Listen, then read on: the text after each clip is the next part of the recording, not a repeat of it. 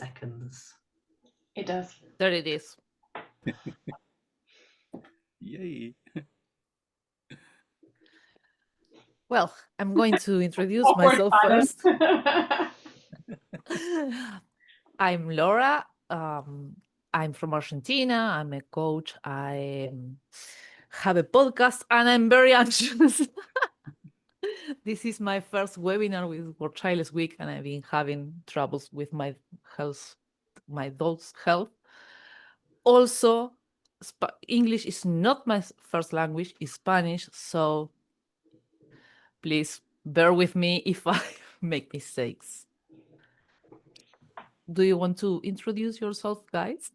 Yes, I'm Yvonne. I'm from Munich, so English is also not my first language, but we're doing our best. And I'm a science journalist, an emotions trainer. Child is not by choice. And this is my second webinar I ever did with World Childless Week, but my other one last year was very different, so I'm totally excited to be here. Jay. Thank you. Hi, everyone. I'm Jay. Well, technically, I'm Indian heritage, so English isn't my first language either. Yay! I want to be. Well, anyways, now I know what you're thinking. Who's this guy surrounded by all these guitars and amps? Well, I can assure you, I have absolutely nothing to do with any of this stuff. I don't know about any of it. My wife, Bindi, she locked me in here today and she said, don't come out until you've inspired some people. But seriously, no, I'm a musician. I've been known to build guitars and amps, and I do YouTube, part-time comedian. I'm just kidding about that. Don't tell anyone about that bit. It's supposed to be a secret. I'm basically just a creative soul who loves making noise, and occasionally something beautiful comes out of it. Real reason I'm here today is to share some of the outlook and perspective that I've gained through my journey, and I'm sure the others will as well. And if anyone wants to know about my story, then they can check out my submission from Creativity Day later after the webinar. And hopefully today we'll be putting a smile on your faces and maybe inspire a few folks as well. So yeah, I'm going to hand the baton back to Laura. I'm already laughing, so well, I'm going to take a breather. I organized this webinar without knowing who was going to do it with me, and then I met Yvonne and Jay, and we laughed so much, and I'm so grateful that they are here with me today. But I'm going to start talking about beliefs. Beliefs are our thoughts that we did by a repetition or some trauma, we give them the quality of truth. And something most of us have the belief of is that we are not worthy because we are not parents. Beliefs we learn. So as we learn them, we can unlearn them. I'm a little nervous, guys, so help me, please. That was beautifully said. It's absolutely. We've had this conversation a little bit before, and I completely agree with you that what you learn, you can unlearn, and you write the script. And via our emails and conversations and stuff, one thing that came to mind was we're talking about limiting beliefs, and I thought, well, what are my limiting beliefs? And I kind of figured that actually my limiting beliefs have turned into unlimited beliefs. So it's kind of like the script has changed over the time of my lifetime, and I've had limiting beliefs before and stuff, and it's exactly like you said, Laura. It's repeated behaviors. We just learn it over a lifetime, and then we just keep repeating it, and we're not even conscious of it. But like you said, we can unlearn it. We can we can overwrite those and create new beliefs, I guess.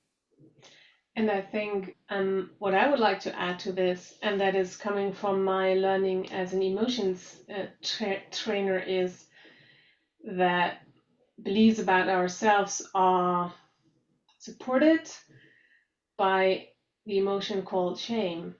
So shame is, and that's how I see it, or I'm a dynamic emotional integration trainer with Carla McLaren's theory. And we say that shame is the emotion that keeps you on your toes, that you keep to your inner contracts that you at some point in your life agreed to. So shame is actually, I imagine shame as being this little very busy person inside of me, checking always that I brush my teeth, that I floss my teeth, that I say thank you and please to people, but I gave this little shame contractor also some contracts that are really stupid when I look at them now, but at some point in my life they were true, or society told me they were true, like you said, Laura. So most of us live in a society that says, well, the pinnacle of an adult life is being a parent. So my little shame person goes, where's the child? Where's the child? So,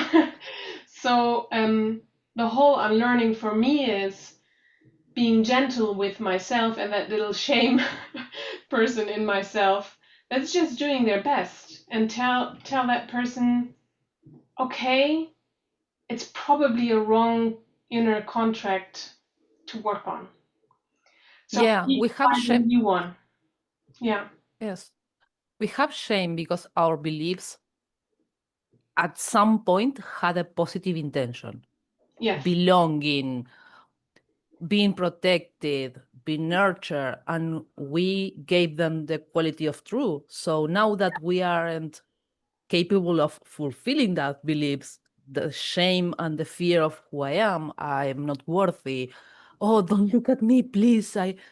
It's so it's so limiting, you know, like yeah.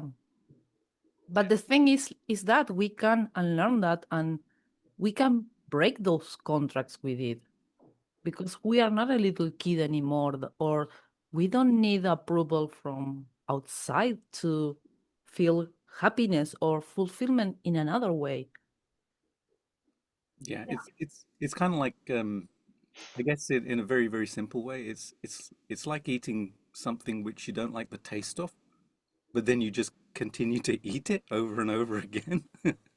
You know you don't like it at all, but you're just compelled to take one more bite. But at some point you had to, because it was like your mom would tell you, you go to Yeah, your room without which is without eating anything.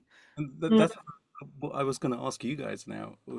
Where do we get these beliefs? Because they come from different places. We've mentioned society, but Yeah. also parents, um, Parents, teachers, etc. neighbors, TV and social media. Right, right. Yeah, everything that, especially the things that are repeated enough that we just don't question it again. It's like, oh, everybody says this must be true. It's like, I guess it puts yeah, pressure on you to be a certain way as well, which creates that limiting belief as well. yeah. Like for me, for example, when I was a kid, I was really bullied and my mom was abusive. So my belief was I'm not worthy of anything. I'm not worthy of love. And it took me a long, long time to realize, okay, that's what's the people that was there and not who I really am. But it was repetition and trauma that is the other way to acquire a belief is, okay, I need to survive. But it's a lot of those comments that we get to hear and live.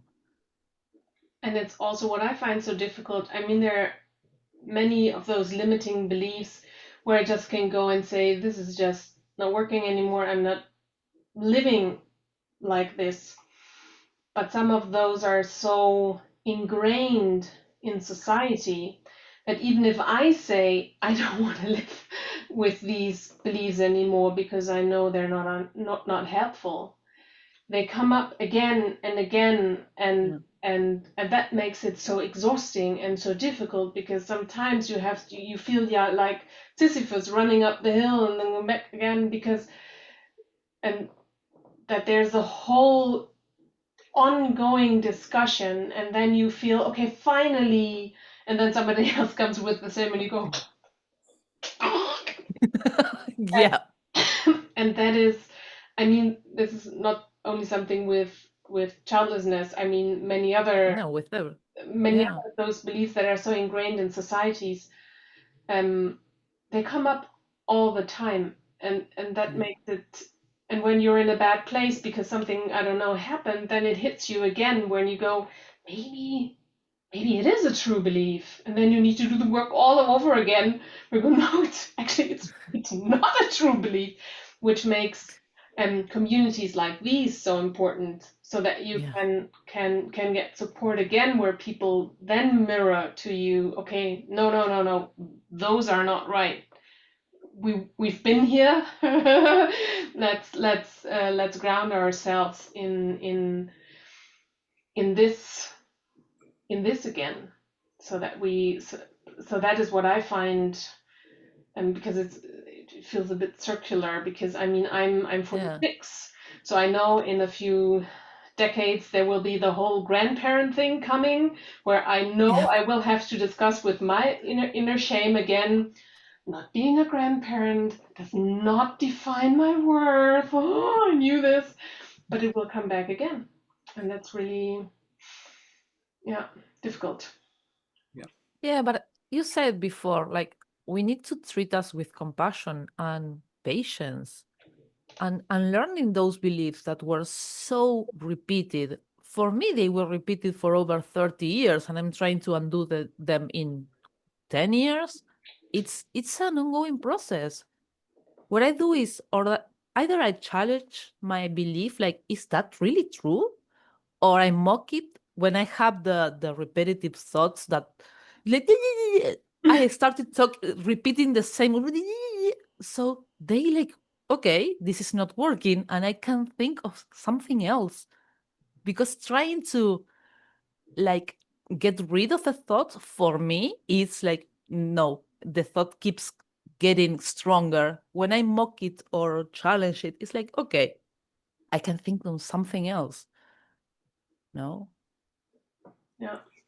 Yeah, yeah, it's that's interesting. When you start focusing on those thoughts and kind of challenging them, they come back stronger. They fight for their right to Yeah. To them. constantly. It's like, no, I'm not going away. In fact, I'm gonna fight you for it. Then you have that argument in your head with yourself, Yeah. somebody else, and it just goes round in circles and stuff. Um, But not only with yourself. I don't know if this happens to you guys, but for me, like sometimes it's like the voice of my mom, an yeah, abusive ex-boyfriend, and it's like exactly. it's not just myself. And when I like, oh, you're worthless, so you, it's like, yeah, okay, I can let that go.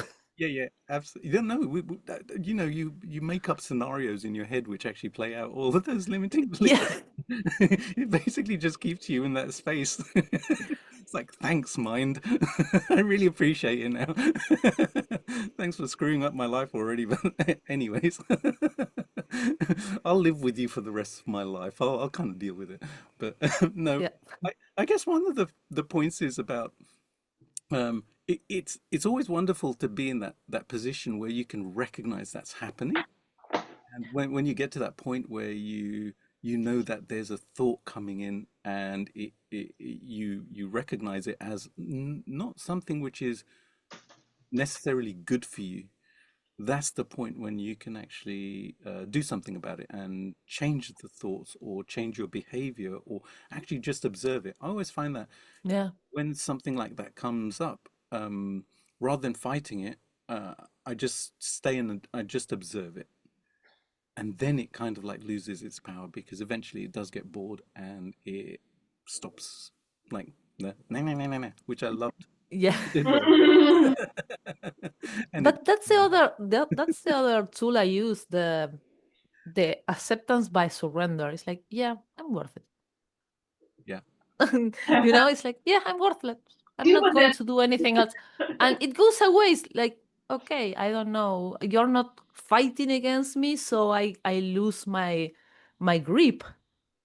Yeah, yeah. But like you said, it Yeah. does take time. I guess that's one of Yeah. the things. Is um, I was just contemplating where I am now and how I got to where I am, and this is a second life for me being a musician because I used to be in a different line of work and stuff.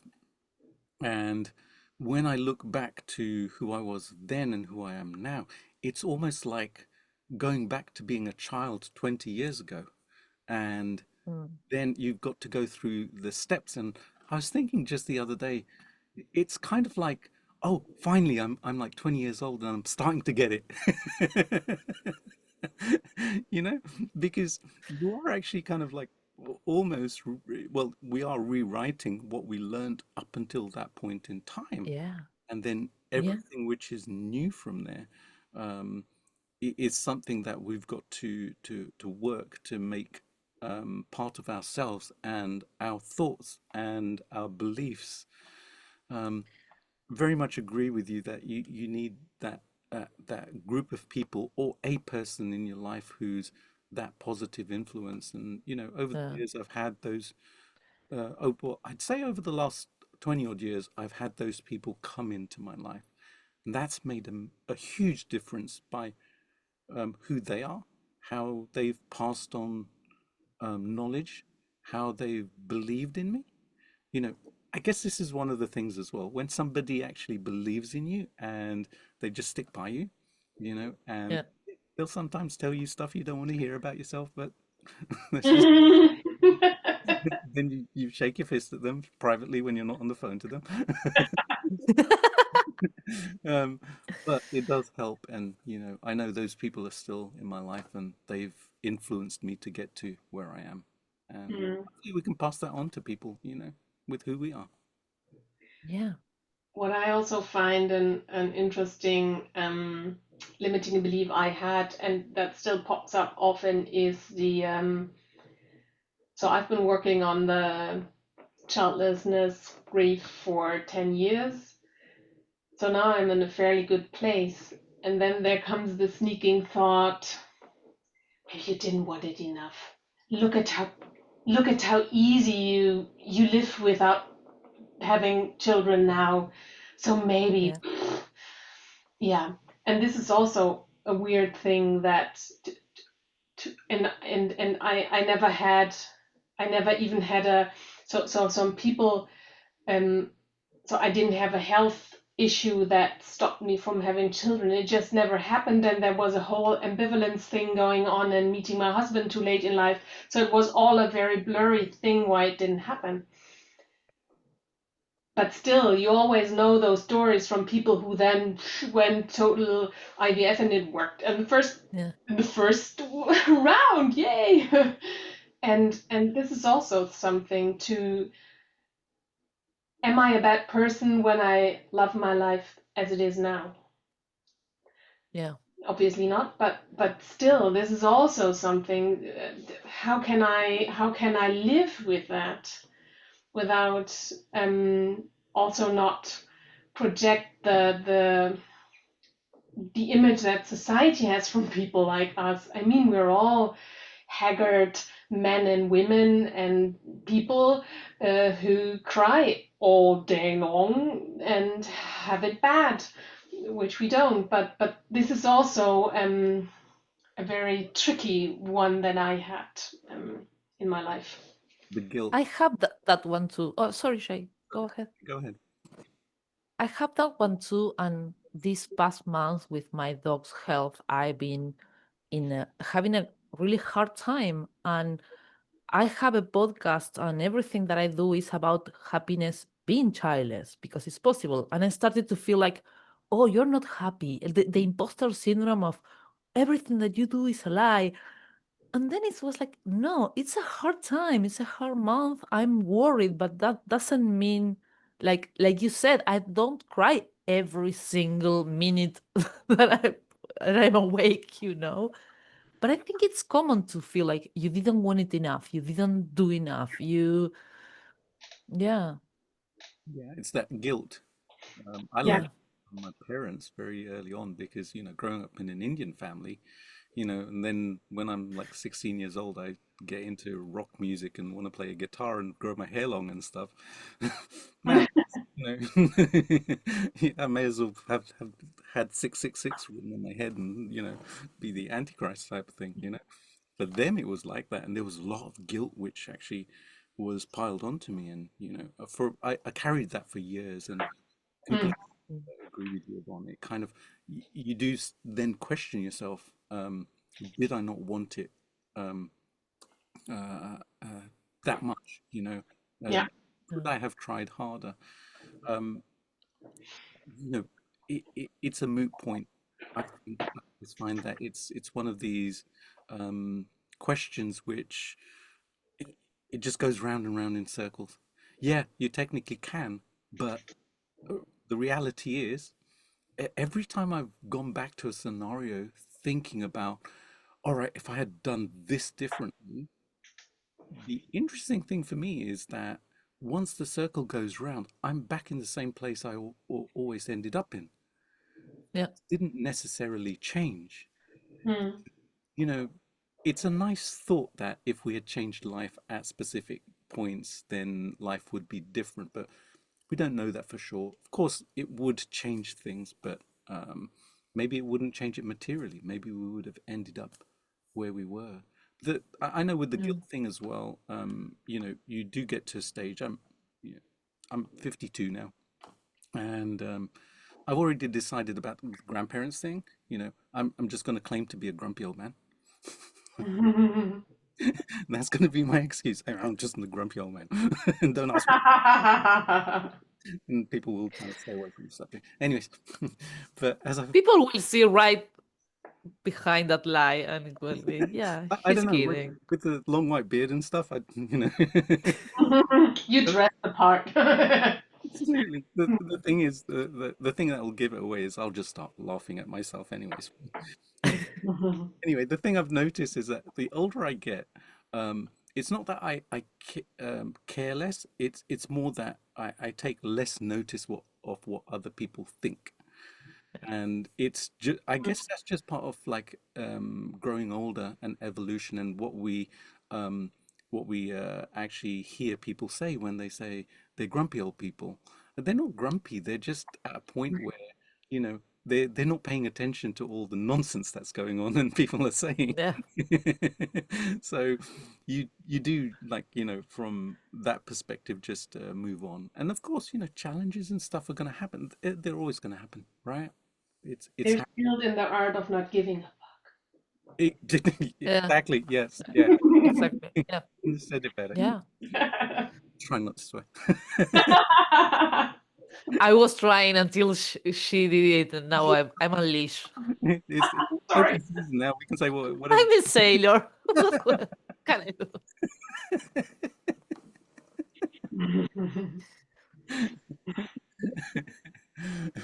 So here's a question for the both of you. What are your strategies to deal with those limiting beliefs when you kind of recognize within yourself there's something going on, and yeah, it's something which is maybe stopping you from doing something. What do you guys do? I'm curious. I reached out to my best friend and I told him like everything that is going inside my head, even the most shameful things. I go completely red, but it's like I'm feeling this. My inner dialogue is this, and as soon as I say it, it loses weight. And I'm not trying to like ask him to give me advice or anything. It's just the being heard, putting it outside. And the other two things I do is like I said, either I surrender or I started mocking it, like, yeah. So it loses weight. I know there's a phrase in Spanish, I know it's in English too, but it's like what you resist persists or some it's and I tried to resist those beliefs so much. And I was like, yeah, I'm accepting you and I'm even mocking you. And they lose weight. And if I can get a hold of my best friend, I reach out to some friend, someone that I can tell them, like, I'm going through this. Yeah. Yeah. So the friend solution is also one of mine, but also since I so for me the realization that this is emotionally supported through shame Yeah. gives me a lot of relief, because then I mean, I told you about the little shame person, but I really talk to her like this. I go, "You've been so busy. I know, I know. I gave you a wrong contract. Ah, that must have been horrible too for you. I know." So I can be gentle, which is in real life, it's being gentle with me, with myself, Mm. and saying, "Wow, that was hard to support this and to fight for this belief because you thought this would give you security or love or acceptance from somebody else." And this gives me a lot of relief but for me it takes a long time to realize that this is a limiting belief. So my shame is really fighting a lot, and I'm fighting a lot for this until at one point I realize what am I actually doing here. But to allow myself to realize that I'm not stupid because I did this, and I'm not, and also to forgive myself, because this can be really cruel. You can be really cruel to yourself, and Yeah. to let that go and make amends to yourself and say, wow, but what is actually what we want to have in this life? This gives me a lot of gentleness in this thought process, which wasn't there before. So I can go really tense, can be super tense. I have it in my jaw like this, and I can hold this for a long time until I wake up in the mornings with my jaw is so. What's happening to my teeth? And then I think about it, and then I go, those teeth hurt. They've been hurting for 3 months. What is actually going on here? So other people notice this earlier, but I don't. But to have this gentleness with myself, this is something that I really had to learn. And not to hit myself for being this person who hits herself, which is a weird circle. Yeah. Yeah, it's really interesting. Something you, sorry. It's the same for me. I have a friend who I talk to, Yeah. and he's one of the people who's believed in me for a long time, and it's interesting when you have that person in your life, Yeah. because then um, they're regardless of whatever you're doing, they believe in you, and Yeah. Mm-hmm. eventually it does actually start to rub off on you, and you start thinking, well, actually, yeah. Maybe there's some truth to this rather than that thought which is saying you're not good, you can't do this, etc.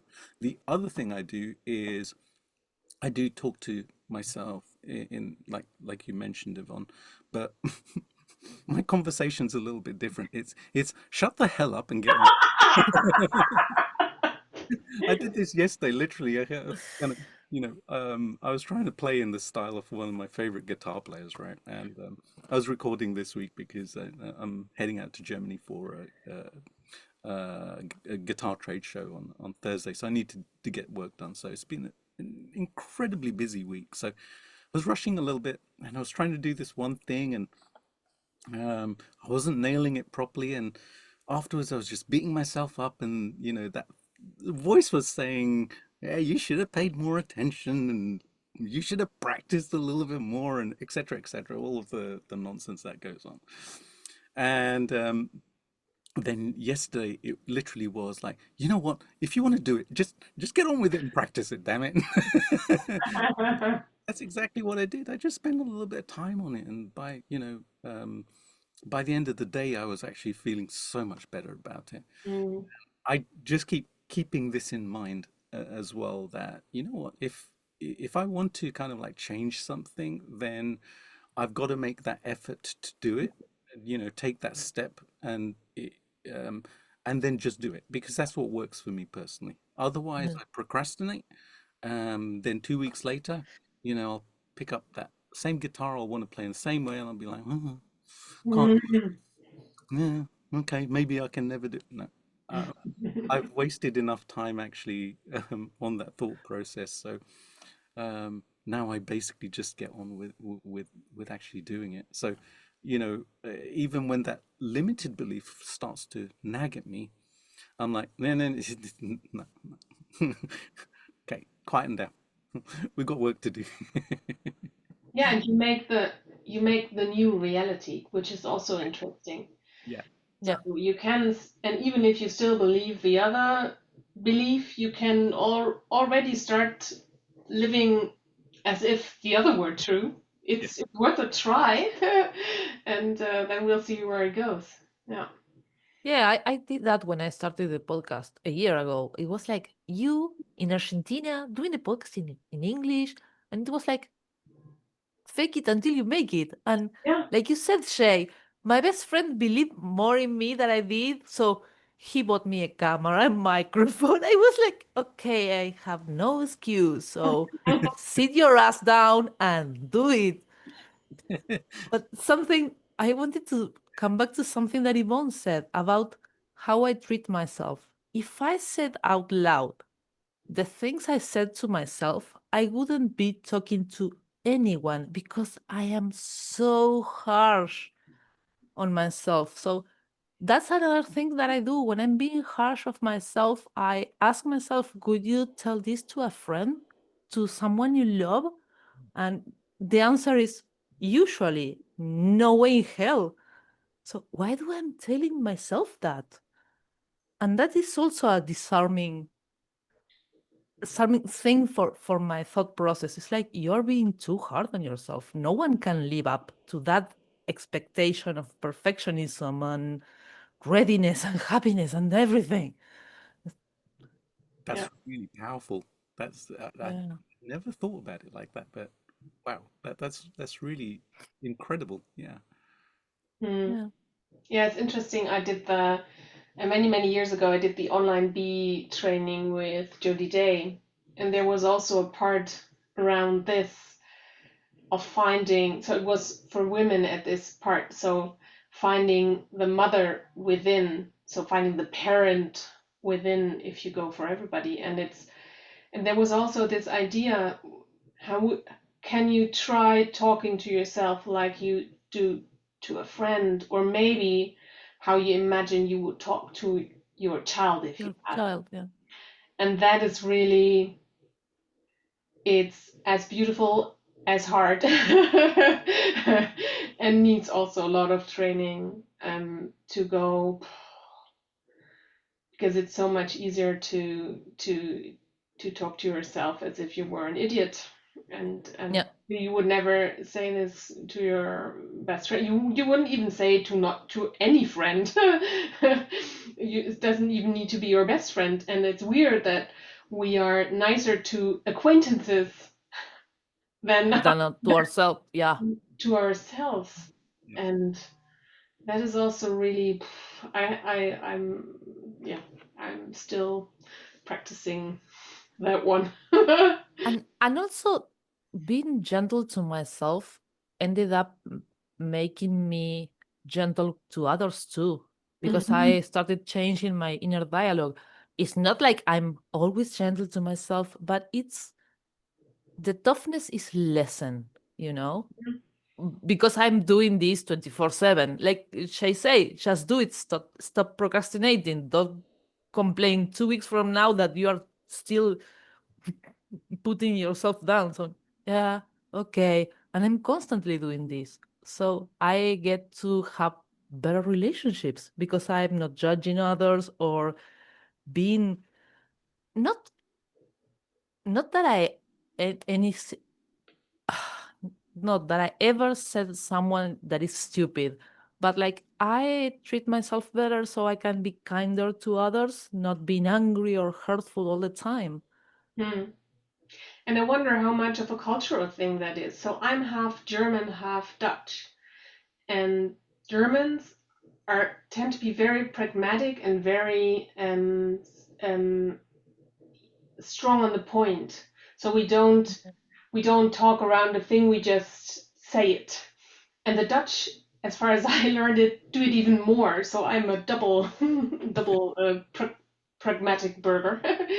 and and I wonder if other cultures have more of this emotional softness in their cultural training already. But I feel that I in think Germany and in the Netherlands, I it's think not. Latinos do. I think Latinos Yeah. do. Mhm. Yeah, we are more like hugging or Mhm. saying pleasantries before starting to I won't call you and tell you I need this. It was like it's going to be like, hi, how are you? I hope you're okay. A little chit chat, and then I was contacting you because I need if you can I we have that here.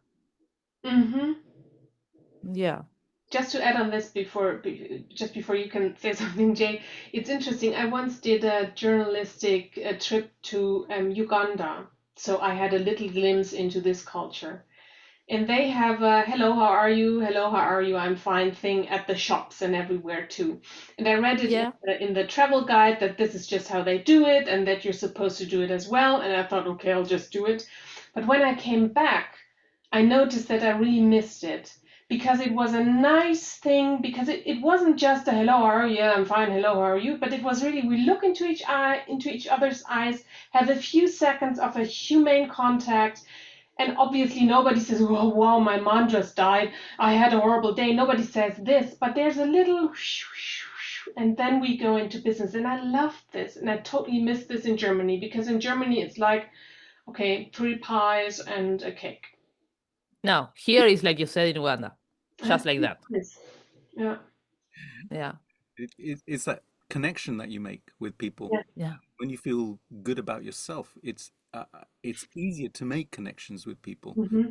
and Yeah. good to make connections with people. I find, uh, I my profound change has been over the last maybe 2 or 3 years, right? It's been changing over the last 20 odd years, but the most profound change I'd say for sure, especially over the last 12 months, has been an incredible kind of just, I'm not even going to say roller coaster. It's been kind of an ascension type of thing. That's thanks to my friend Dan, who I mentioned earlier. But I do find that I'm just a whole lot more willing and able to actually make that connection, Yeah. even when other people aren't necessarily doing it. Mm-hmm. I'll be the instigator of it now, Mm-hmm. and it's a nice place to be, when you can actually do that, because it does make you feel much better when you know you have a genuine smile and somebody says, "Hey, well, welcome. How are you today?" It's just a little thing, but the little things make such a big and profound difference to us, you know. And e Yeah. even when sometimes I think about, okay, if somebody's not doing that, um, initial thought is, they're just being a bit offish or whatever. Then another thought comes into my head. Maybe they're having a bad day. Maybe something happened today, which actually lightens me up as well, because Yeah. the effect of all of this has been that I'm no longer trying to fight everybody all the time. I can relate so much to that. Yeah. I like when I started, I said that I was really bullied and abused by my mom too. So I was in such pain that I was aggressive. Like you told me hello, and Mm-hmm. because I was like, yeah, no. And the last, I would say 5 or 6 years that I've been working on myself, and I saw the change from the last two. It was amazing. I feel like I don't bark or I don't bite, and I'm able to relate better. But I had to change myself first. It wasn't and because there's no way I can say, Jay, you have to change that belief. Yvonne, you don't have to feel shame anymore, and you're going to change before I say. It's like Right. no one changes because someone else tells you, oh, you have to change. Yeah.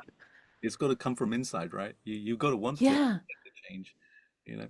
But since I changed, everyone around me changed, and it was me. It wasn't anybody else.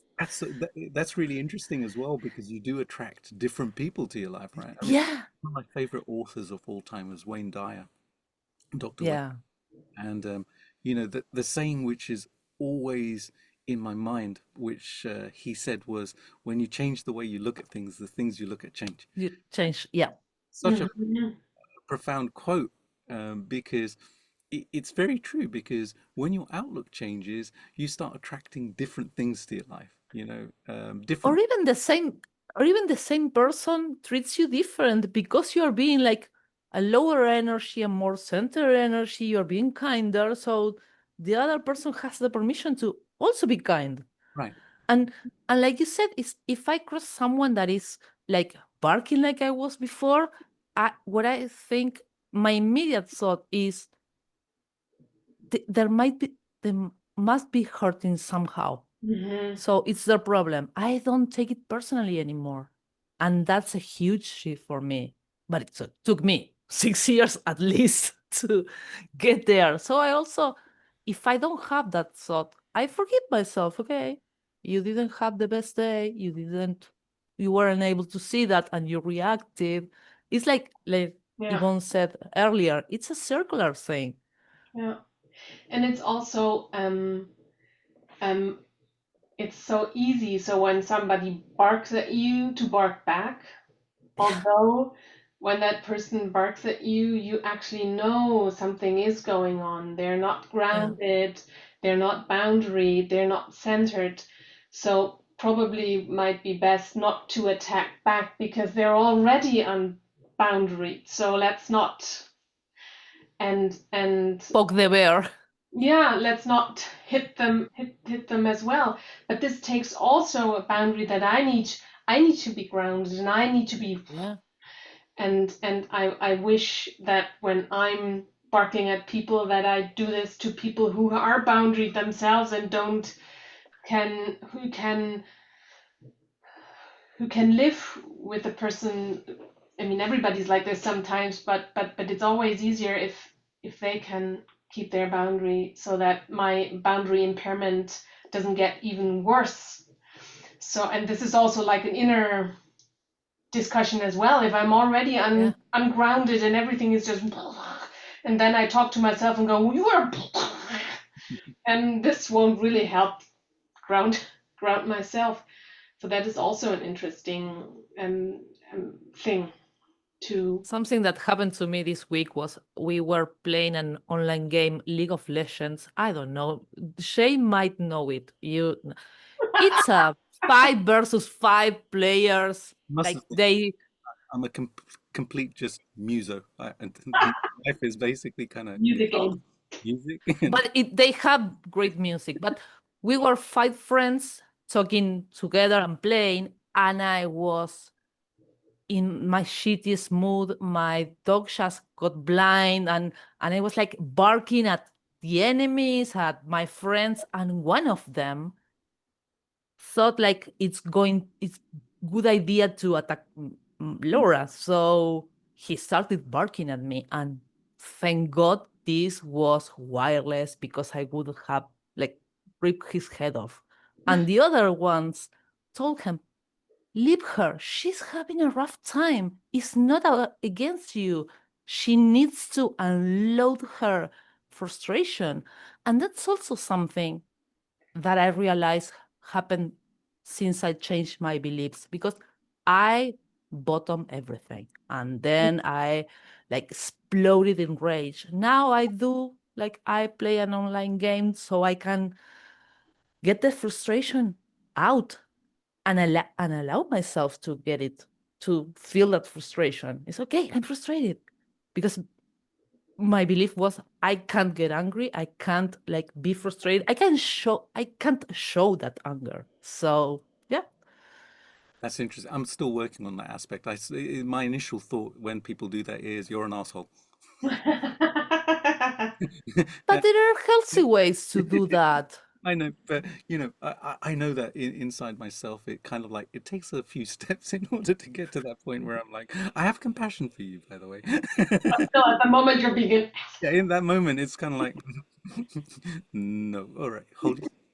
But that's interesting what you said as well, Laura, about going on doing the online games and stuff. And I realized something about kind of like how I release as well, because over the last few weeks, I've just been so incredibly busy with work that I haven't been able to get to the gym Yeah. and work out. And yesterday, I managed to go. I was going to do a light workout. I did a proper workout, and I felt so good afterwards. And it was Yeah. kind of like I'd managed to release all of that energy, yeah, and it was out of me rather than just staying inside. Yeah.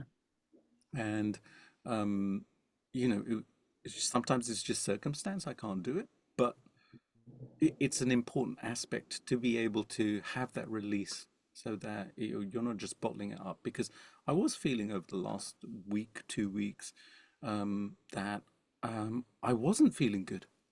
I wasn't Yeah. feeling kind of that the chipper self that I am all the time, and or most of the time, I should say.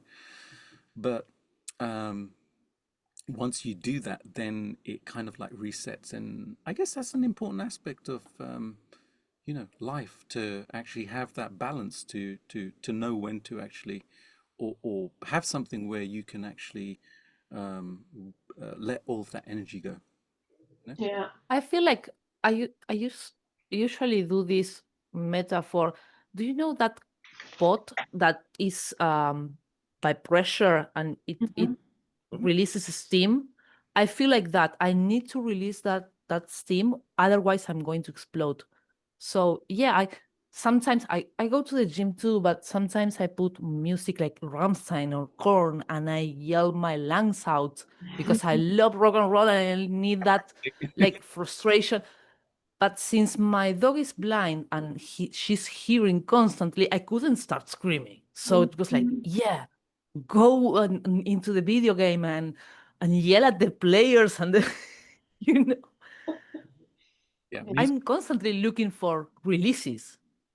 Yeah. Yeah, music certainly a release for me. I know when I'm locked away in here, that um, it, I'm very lucky because I get to do this every day. I get to be in here and make music and create and things like that. And that it's a meditative space. It's a healing space. It's yeah. just something which really does me a massive amount of good, I feel, you know. So yeah, important to have those things for sure. Yeah, but Yvonne, I think your last webinar was about drawing or something like Mhm. that. And I also draw. And you don't have to be the perfect artist or like you, Jay, to live off the creativity. You can draw just to release or rip a paper. There's so many ways to release that. And we feel ashamed like I don't draw good enough or I don't play the guitar good enough. And you don't have to. You just have to let yourself go for a little. Mm. Yeah, Although it's just art is just a human part of life. And I have a friend, she takes courses every year, and one year she does painting, drawing, writing. Next year she does uh, sewing, like, Sewing. Yeah. Sewing, crocheting, knitting, for example. I don't know. and the next year she does something. So you don't even need to stick to one. You can do something else every month, and that's totally fine. But it's in Germany we have a very strong genius culture. So you're either a music genius or you're not. It comes from, I don't know, the ether or wherever that comes from, and that's very weird, and Yeah. because it takes away making art as just a human life exercise, and you always need. Yeah.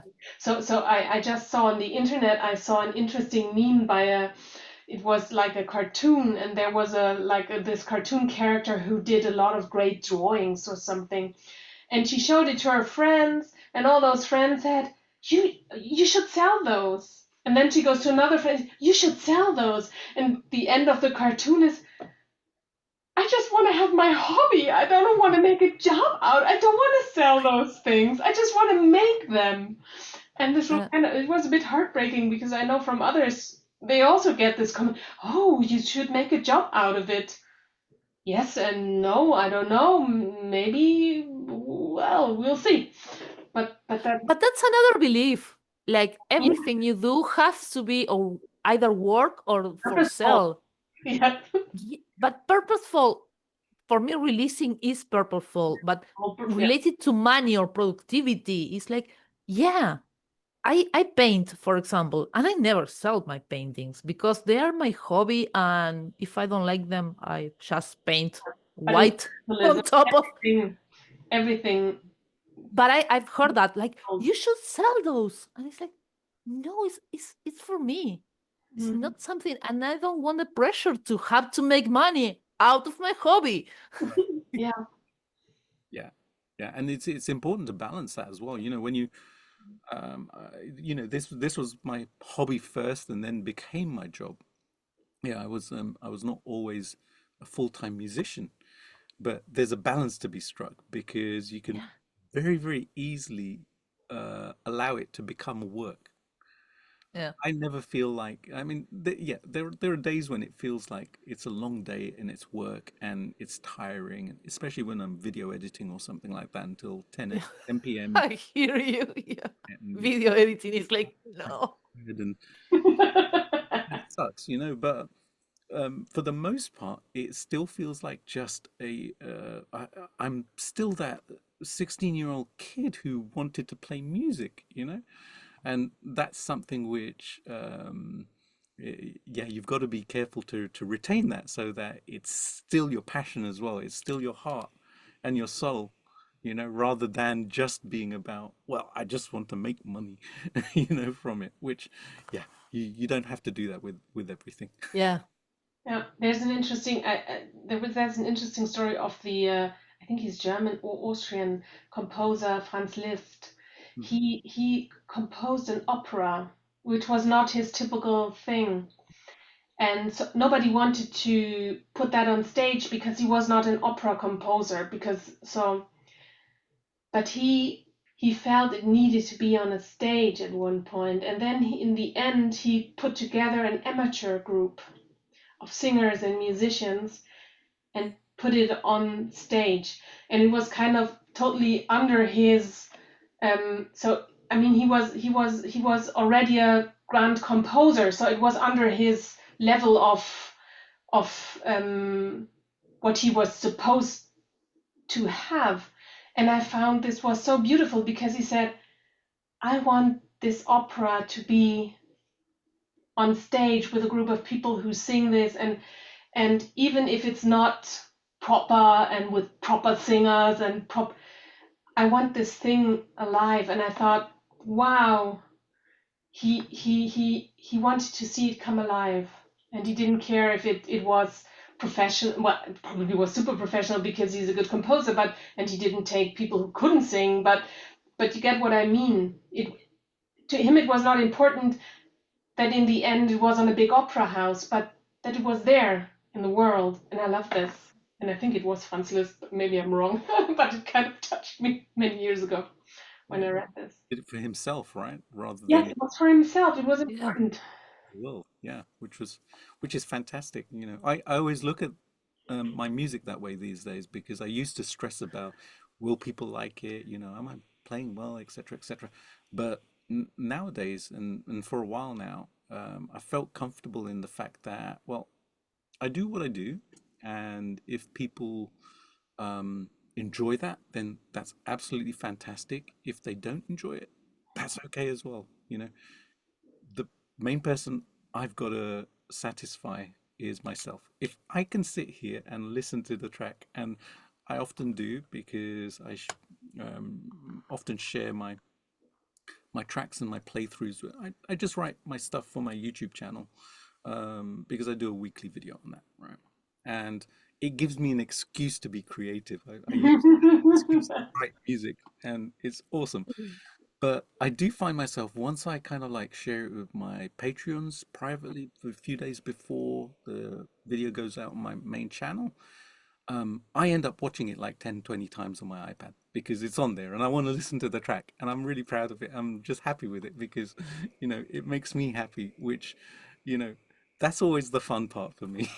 And then if other people enjoy it after that, fantastic. It's a bonus.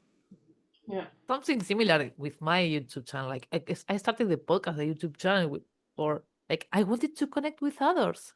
Like I wanted to share more happiness and fulfillment in our childless lives, but also know more people, not feeling isolated. Now, yeah, I edit but I enjoyed so much meeting the one-on-one person and having a great conversation. And every time I end up like the episode is like, I'm so happy get to talk to an hour with someone, Yeah. and especially when like they're in London, Germany, and it's like, yeah, I would never like have meet them in person, but I can do it, and it's awesome. But that's also because I push my limits. It's like Mm. Having I a can do this. belief, right? An unlimited, Yeah, that is, yeah. yeah. By the way, thinking that you'll never meet people is, hate to point it out and the irony of it, but that's a limiting belief.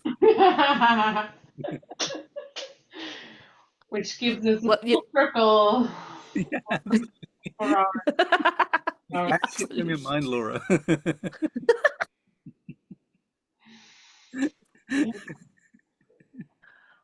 so I Yeah, think we're on the hour now. I think, yeah. That we, was a lovely conversation, everybody. we could probably entertain these people for another hour, but anyways. I'm sure we can. Yeah. So they have We are three chatty persons, so yeah.